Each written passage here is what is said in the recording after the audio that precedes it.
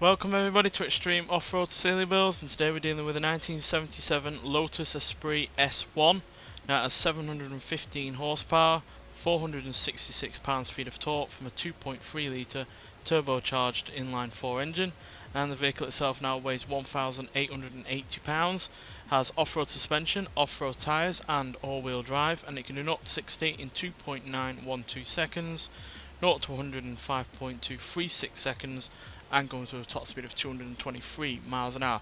Now, despite being a mid-engine sports car, I think this is going to do really rather well, primarily because it has very little in the way of weight, but a really rather decent amount of power. Certainly not the most that we've had on our series so far, but yeah, combine that lack of weight with the fact it's quite a small but wide vehicle, so it's got plenty of stability, and yeah, the fact that it was already a really rather agile vehicle. Still has 50-50 weight distribution, and yeah, that lack of weight is obviously going to make the most of all that power. I am really rather confident that this will do pretty well. So yeah, now obviously it was never meant to go off-roading, so obviously that's, you know, a minus on it, and yeah, certainly wasn't meant for all-wheel drive either. But outside of those two factors, I think yeah, everything else is really in its favour. And yeah, it's doing fairly well alright so far.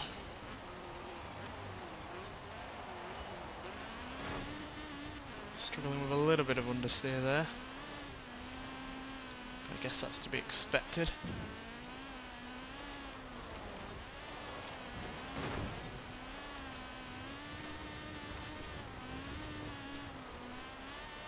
This is one of the few cars on this game that can make properly light that isn't a really rather small car. Granted, it's far from the biggest, but because it is quite a wide car still, despite having a shortish wheelbase, means that it's a bit more stable. And obviously the centre of gravity is really rather low as well, so yeah, it's not going to get bounced about too much, as you can see.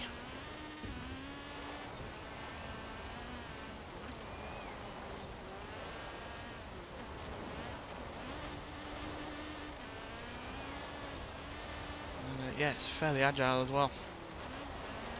Only had really one instance of too much understeer, which for a car that was never meant for all-wheel drive originally is fairly good.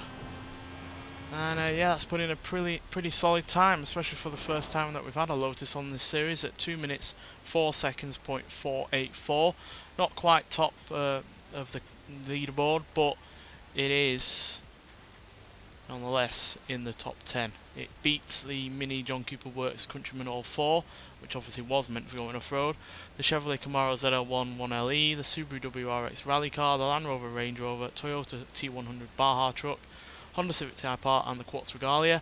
Slightly behind the Citroën DS Racing, which is, you know, still one of the outliers in the top 10, outside of the Ferrari 250 LM and the Corvette, but yeah, it's also behind the Ford Ranger Raptor and the Jeep Grand Cherokee Trackhawk. But the fact that a 70s mid-engine sports car, which originally only had rear-wheel drive and not much in the way of power, is in the top 10 is really rather remarkable. And yeah, it comes down to all those advantages that I talked about earlier in the episode.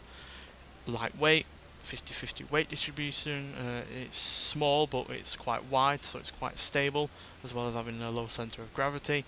And yeah, in general it was a good handling car even in its own right in stock form, so yeah, the fact it's got more grip and bigger tyres and all-wheel drive has only really aided that. So yeah, pretty remarkable vehicle really, and yeah, it's only one of three other cars in that top 10, well, one of four other cars, sorry, in that top 10 that really isn't meant for off-roading. It joins the Citroën DS Racing, the Ferrari 250 LM and the Chevrolet Corvette ZR1 as, you know, non-SUV, non-off-road vehicles getting in the top 10 and beating cars that are generally more capable of going off-road. So yeah, really impressed by it, and yeah, look forward to trying out other James Bond cars, seeing if they can do any better than this. Nonetheless, thanks for watching, and I'll see you in the next one. Bye.